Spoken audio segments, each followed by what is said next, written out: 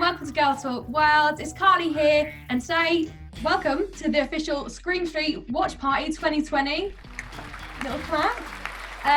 We're with the wonderful Tyger, who plays Luke. So we're going to be watching the first episode, so you can be seeing it with us, and then we'll be answering Tyger's be answering all of your questions at the end. So, Tyger, can you tell us a little bit more about what's in store today? Oh, first of all, how are you, actually? Yes, I'm very well, thank you. Very nice to be here. Cool. Tell us a little bit more about what we expect from you today. Well, normal Scream Street. Gosh, it can be hard to say that sometimes, can't it? Normal shenanigans going on. If you've never seen Scream Street before, it's basically a street full of monsters. And in the new series, we got a lot more laughs. There's going to be more friendship mishaps and new spooky stuff going on. And ultimately, the main trio of Luke, Cleo, and Rhesus are going to be trying to save Scream Street, as usual, normally from the dastardly Otto or some of the other villains that we've got. But we're always going on adventures and trying to basically save our world. Sounds good, and very excited for the next series. And I'm really excited to see the episode now. So I'm sure all of our readers and watchers are just the same as me. So do you want to give a little intro? Yeah, sure. Okay, so this is the first brand new episode of Scream Street Series 2, and it is called Monster Ball. In this series, we've got lots of new characters and stuff, and as we watch the episode, I'm going to give you some commentary and try and give you some facts, tell you about the new characters, tell you about how the show is made, behind the scenes nuggets and all of that, and hopefully there'll be some interesting stuff for you.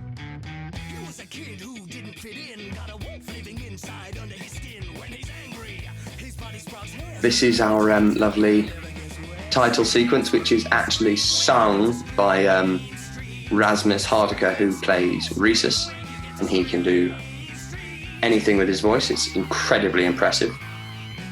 So yeah, that's Rhesus, that's the character he plays.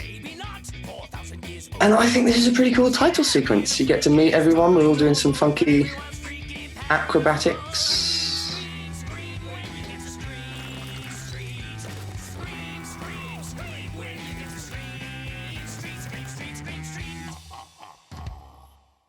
So anyway, this episode, yes, is called Monster Ball. And the annual, basically once a year in Scream Street, we have a Monster Ball match. And we are the reigning champions, actually. Last year, me and my two friends, Cleo and Rhesus, we basically won. And so this year, we think we can do it again.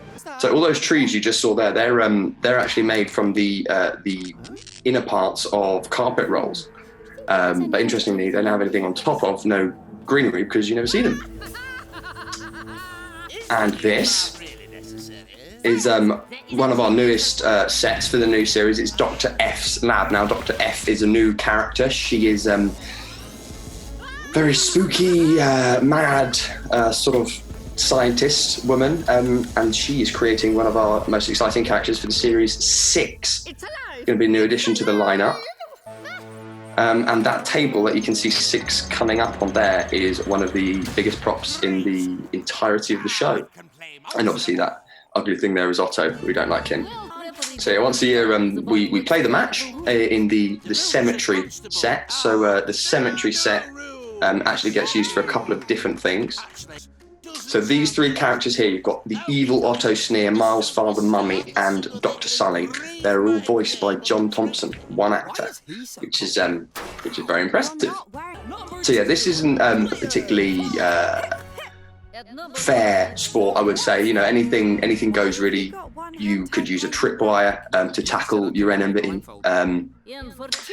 You could use any kind of sorcery to try and win this game, basically. So, 6 is voiced by Claire Skinner, who I've known very well over the years, as she played my mum in Outnumbered. So it's always great to work with her on this.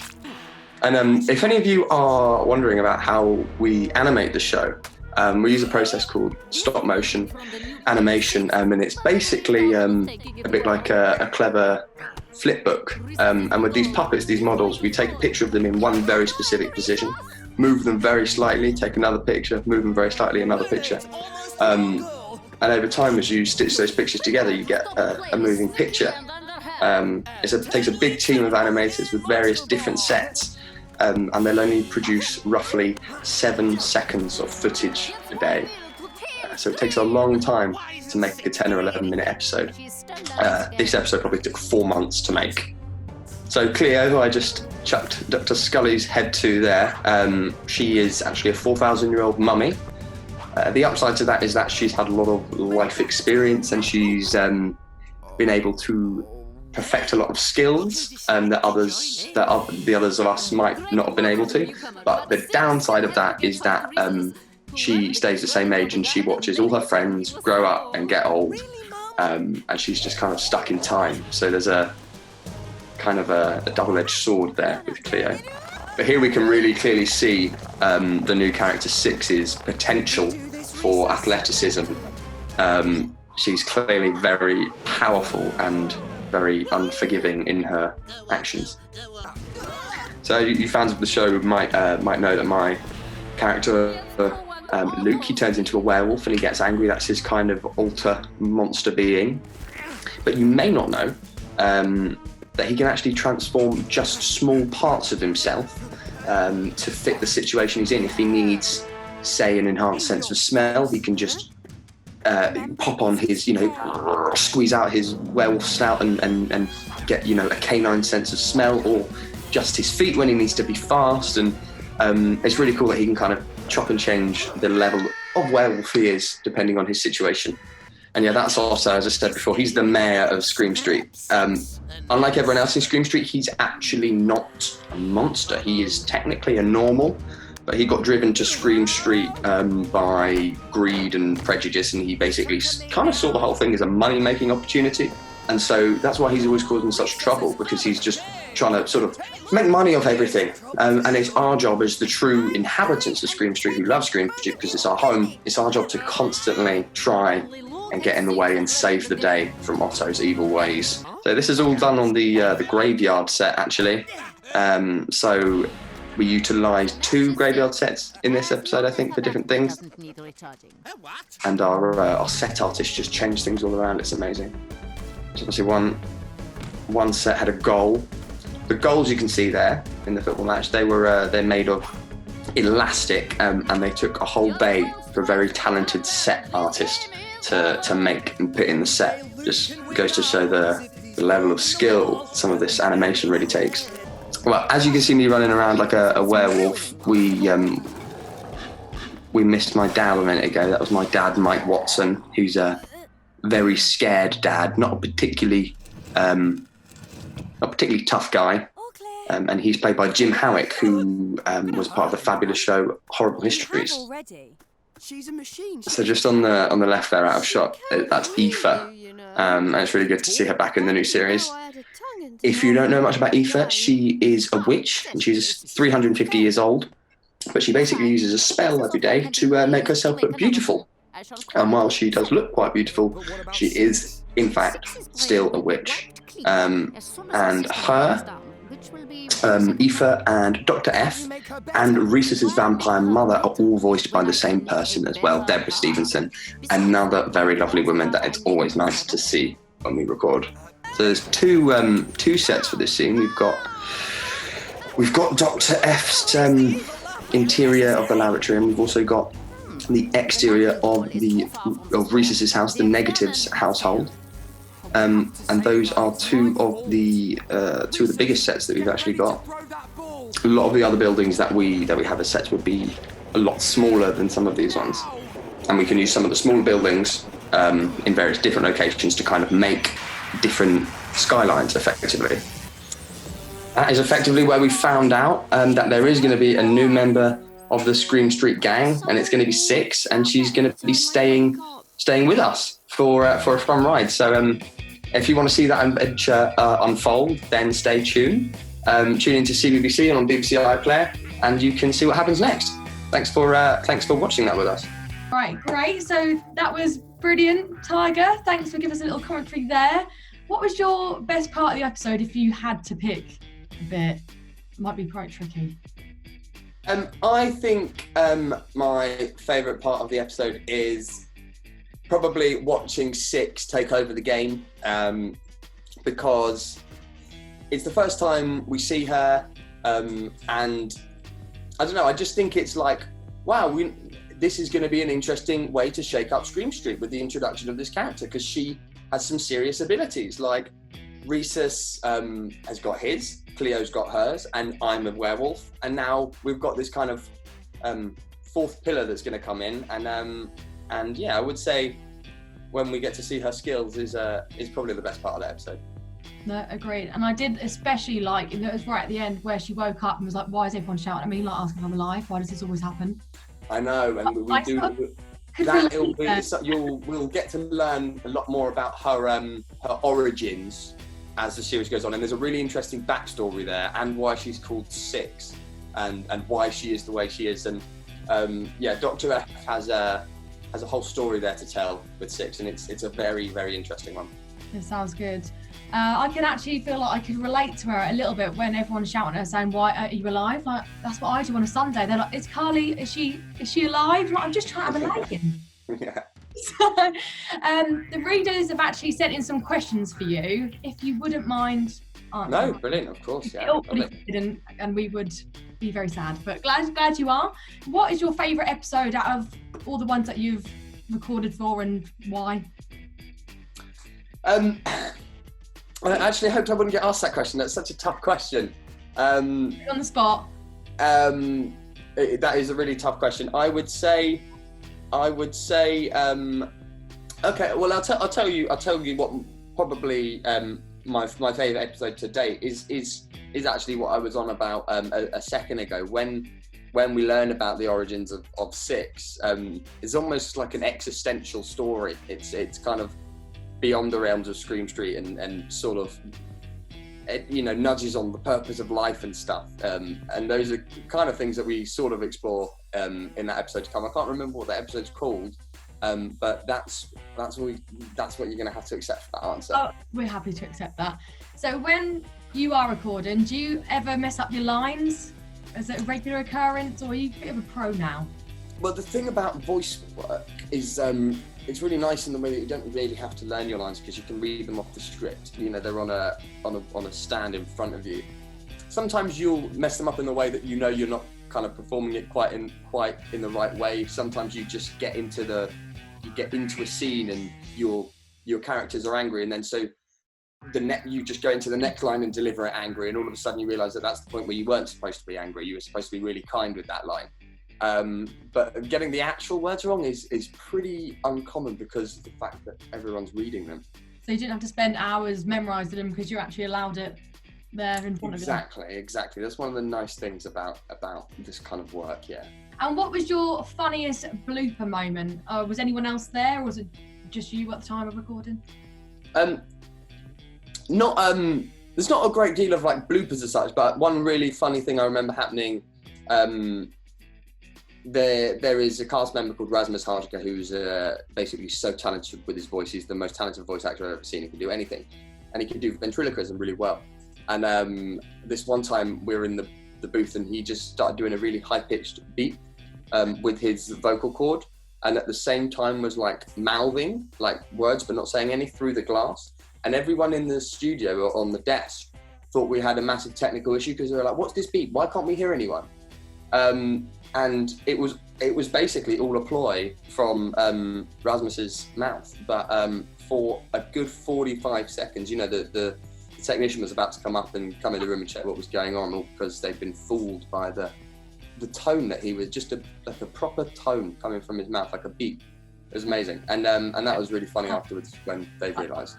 Like a really good trick and ability to have. I'm trying to think of all the things you could do with that. But yeah. Says it took a lot of years stood in front of a mirror. What? Yeah, he said he spent hours and hours a week standing in front of a mirror practicing ventriloquism. So. Imagine if just your mum or your brother just walked in. Yeah, I know. So when it comes to doing voiceovers, what would you say is your favourite part? It's just quite easy. Like you don't, as I said, you don't really have to learn lines. You can read them. You don't necessarily have to, you could do it in your pajamas, technically, I suppose. Oh, dear. And yeah, it's really kind of chilled out work. There's not a lot of pressure. It's not got the pressure of live theatre, and it's not even got the pressure of television because you've got your lines in front of you. So yeah, if you've got the ability to be able to do a few little bits with your voice, then yeah, it's really good work. When it comes to monsters, obviously there's a lot in Scream Street. If you were going to be a monster in real life, what do you think you'd be? What kind of monster would I be? I would be... And good or bad as well? I'd be a good monster, I think. Although those words sound odd next to each other, but I'd be the kind of monster that... I think I'd be a Robin Hood kind of monster. I'd be sort of taken from the rich and given to the poor, but at the same time, like a big, really smelly kind of, not very nice looking monster, but sort of really kind on the inside. Warm and welcoming, but smelly monster. And obviously you do a lot of werewolf noises in the show, but we were just wondering if you could do one for us now. Yeah, so the interesting fact with regards to this is that when we first sort of started the show, we did like a walla session, and walla is a word that encapsulates any kind of noise that isn't an actual word that is needed for the show.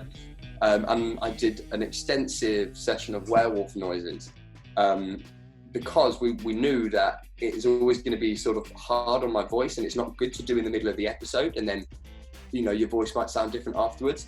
So basically, I never have to do them anymore. I just had to do them once at the start of series 1, and we've got like enough forever. But I will give you one. However, I've got a couple of dogs on the other side of that door, and I can't promise that they won't start barking too because it's so realistic. Ella's at the other side of my door, so she will probably react to it. So yeah, it's I'll just say it's kind of like when he transforms into the werewolf, he kind of goes. And you gotta remember, this is all about the sound for a voice actor. It's all about the sound. So I might not be probably looking like a werewolf, but it's the sound.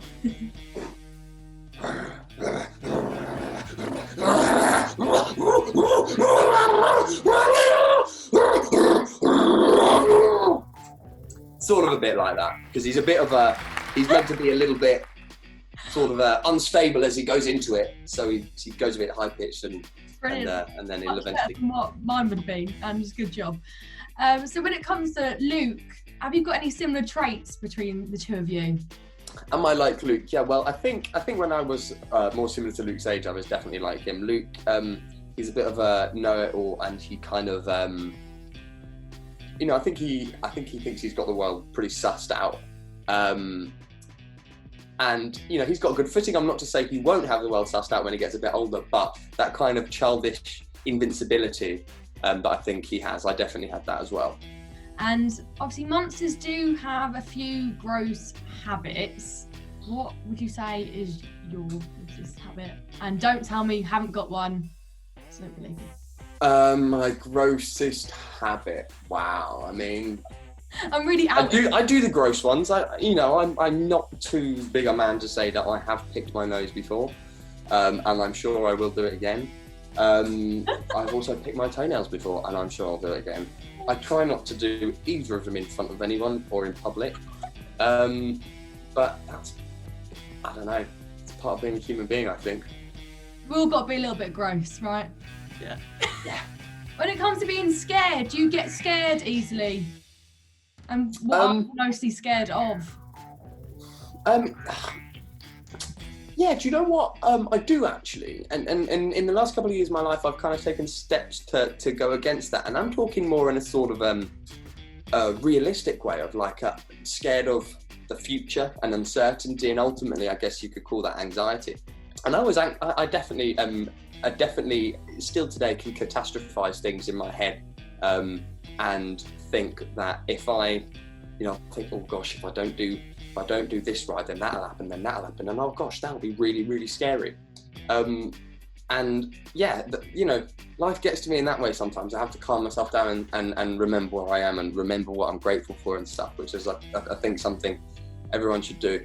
But yeah, I'm quite a scared person, I would say. On that note, do you believe in ghosts? Don't scare you. I Have you had any ghostly experiences? I don't believe I have had a ghost experience, and I don't necessarily believe in ghosts as depicted in film and stuff. But I believe in a concept of ghosts. I kind of believe I believe that if generations and generations of people live in the same house, I believe there becomes more spiritual energy in that house, and I believe you can kind of feel the people who used to be there, whether they walk around and are grey and stuff. I'm not sure about all of that, but I do believe that the human spirit has some tangibility to it. I really do. Don't think I've ever had any personally, but you've now made me think what's lurking behind the curtain. Who knows? So yeah, thanks so much for chatting with us, Tyger. Have you got anything else you want to just add in about the show and why our readers and watchers should go check it out? Yeah, we've got a fantastic team working on the show. All the episodes are always, a really good story, and the animation, it's a big project with lots of very talented animators working very hard to put together this piece of art, and yeah, we'd all really appreciate it if you gave it a watch, and I know that you would enjoy it if you did. Definitely. So, and I'm telling you as well, guys, so please listen to us both. But yeah, thanks so much, Tyger. Lovely to see you, and yeah, I'll see you later, everyone. Bye. Thanks so much. Bye-bye, everyone.